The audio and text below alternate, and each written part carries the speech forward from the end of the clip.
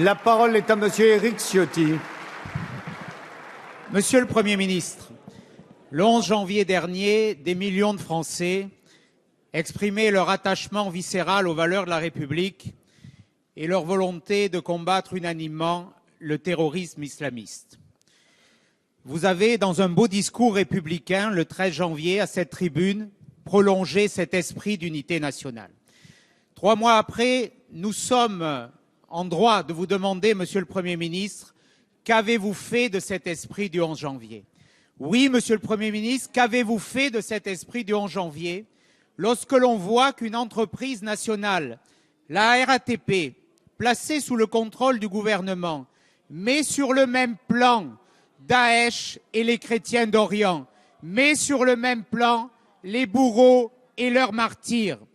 Qu'avez-vous fait également, Monsieur le Premier ministre, de cet esprit du 11 janvier, quand la semaine dernière, dans cet hémicycle, vous refusez sans débat, sans aucun débat, en faisant adopter des motions de procédure, les propositions formulées dans le même esprit d'unité nationale par le groupe UMP, une proposition de loi visant à créer une peine d'indignité nationale à l'encontre des terroristes, une peine également de déchéance de la nationalité pour les mêmes terroristes.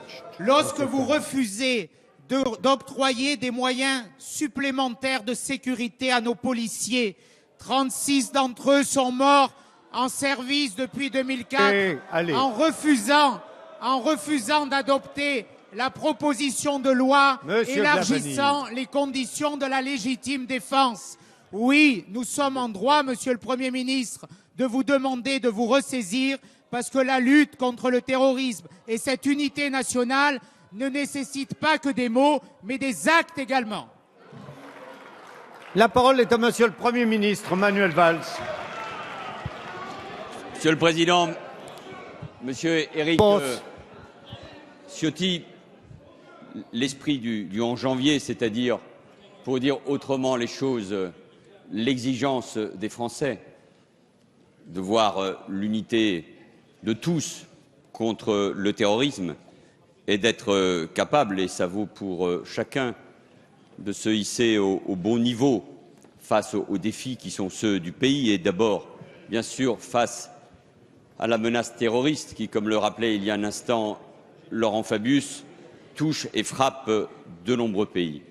Face à cela, je vous le dis, sur ces questions-là, en tout cas, le ton doit rester celui qui a prévalu dans cet hémicycle le 13 janvier. C'est essentiel parce que c'est unis, rassemblés, que nous serons évidemment forts. Le ministre de l'Intérieur, moi-même, avons eu l'occasion d'annoncer ici, et cela se met en place, et vous le savez parfaitement, les moyens supplémentaires et même complémentaires qui concernent la Direction générale des services intérieurs comme extérieurs. Des moyens considérables.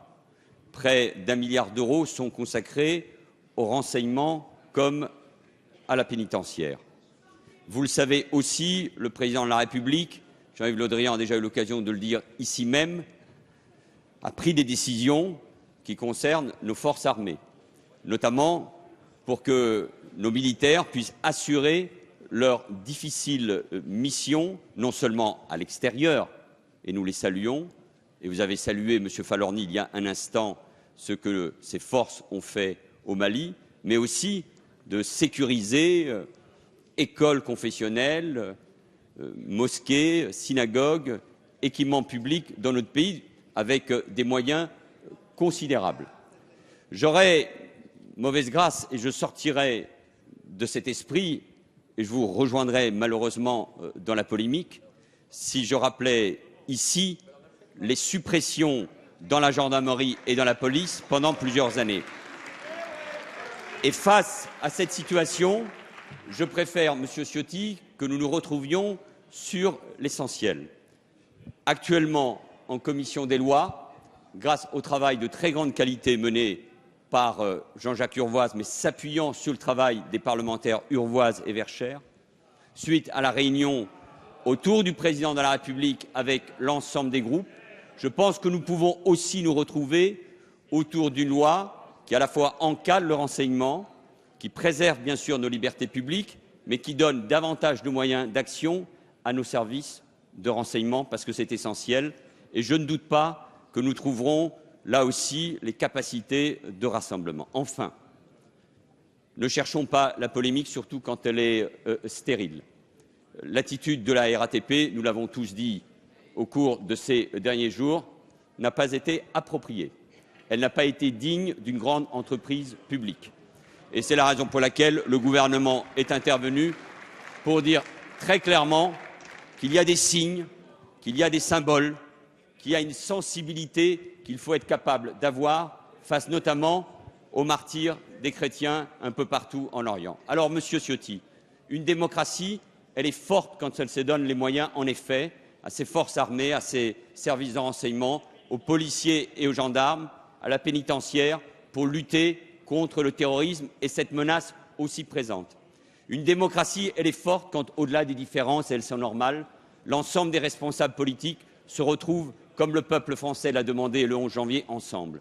Et une grande démocratie, elle est forte quand elle ne polémique pas sur l'accessoire et qu'elle se rassemble sur l'essentiel. J'espère vous y retrouver, Monsieur Ciotti. Merci, Monsieur le Premier ministre. La parole